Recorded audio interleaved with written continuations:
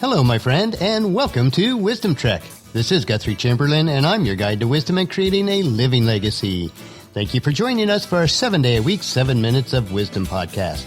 This is day 364 of our trek, and yesterday we finished the 25-day detailed series called Your Life Plan Blueprint. Today, and for the next couple of days, we will reflect on completing a full year of daily treks as we approach the end of May. As I reflect, it is with an abundance of gratitude to you as we have shared this year of treks together. Before we get started on this new trek, I do want to remind you that the initial release of our 100-page Your Life Plan Blueprint Manual and Workbook is available for download at wisdom-trek.com on the left-hand sidebar of any page. Or if you are listening on your smartphone, you can text the word Life Plan with no spaces to 44222, and your Life Plan Blueprint will be delivered to you in an email. The manual workbook is free during the month of May, so I would encourage you to become one of our early adopters so that all the updates will be available to you free also. By the end of 2016, we will have a complete web mobile version available of your Life Plan Blueprint. If you'd like to listen to any of the past episodes, please go to wisdom-trek.com to listen to them and to read the daily journal. You can also subscribe to Wisdom Trek at iTunes, Spreaker, Stitcher, SoundCloud, iHeartRadio, and Google Play so that each day's trek will be downloaded to you automatically. We are broadcasting from our studios at the Big House in Marietta, Ohio. Much to our chagrin, the deer deterrent stakes were not effective, and Friday we discovered that all the blooms on the 2 rose bushes and 2 impatiens planters were all eaten by the deer. The plants will be fine and survive, and we are thankful that we did not set out all of the plants. We put out one more test planter on Saturday night with mothballs in the planter to see if they would be effective. Our day on Saturday of cleanup and renovations projects in and around the Big House was very productive, and we made some very good progress on it. Now on to our next part. After receiving good feedback from our fellow trekkers and based on the related projects that we have planned, we will be making changes in Wisdom Trek starting on June 1st. We've decided that we'll be releasing Wisdom Trek themed episodes 3 days a week, which will be Motivation Mondays, Wisdom Wednesdays, and Philosophy Fridays. The episodes will be slightly longer than in the past, but short enough to consume easily in one session. For today, though, it is time to head out on our 3-day trek of reflections from this past year of Wisdom Trek. Today on our trail, we will reflect on gratitude and the privilege I've had of serving you through the Wisdom Trek podcast and journal. So today's topic is Gratitude is Thanks on Steroids. As I reflect on completing a full year of Wisdom Trek at the end of May, I started thinking about gratitude, past the mere words of just thank you, way past that. I went to a second definition of gratitude in the dictionary, readiness to show appreciation for and to return kindness. Being grateful, feeling grateful, and acting grateful are actually 3 different things. Being grateful can be just an intellectual act, like I'm grateful for whoever invented traffic lights to keep us safe. I'm grateful, really, but quite frankly, I don't have any real feelings about that. Many people will say gratitude is an emotion. Feeling grateful humbles us and allows us to appreciate something or someone in our lives. For example, especially during this Memorial Day weekend in the United States, I feel grateful for those in the military that paid the ultimate sacrifice to protect our country. I have good, positive feelings about the men and women who died for our freedoms. Gratitude may have emotion tied to it, but I've always thought it as a choice, which results in an action. Acting grateful is taking the time to let someone know that they've made a difference in our lives.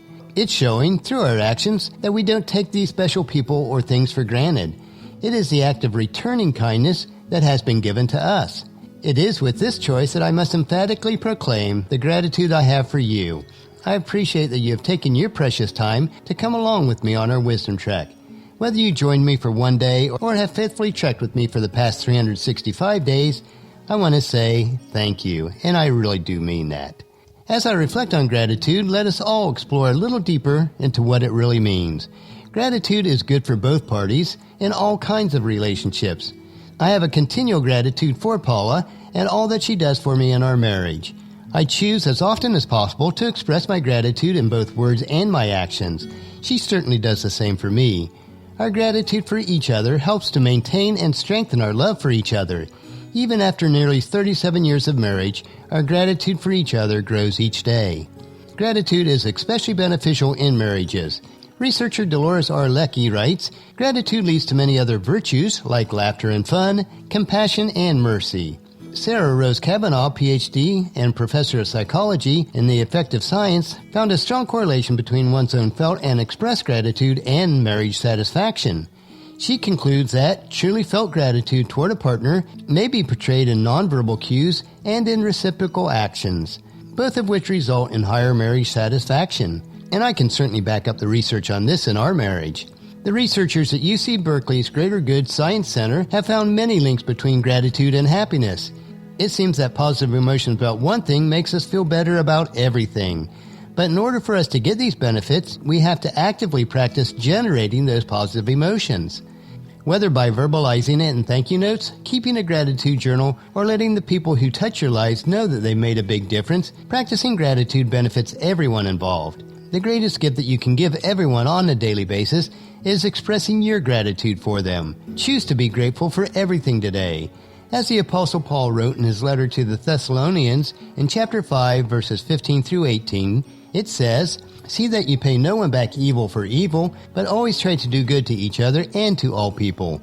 Always be joyful. Never stop praying. Be thankful in all circumstances, for this is God's will for you who belong to Christ Jesus."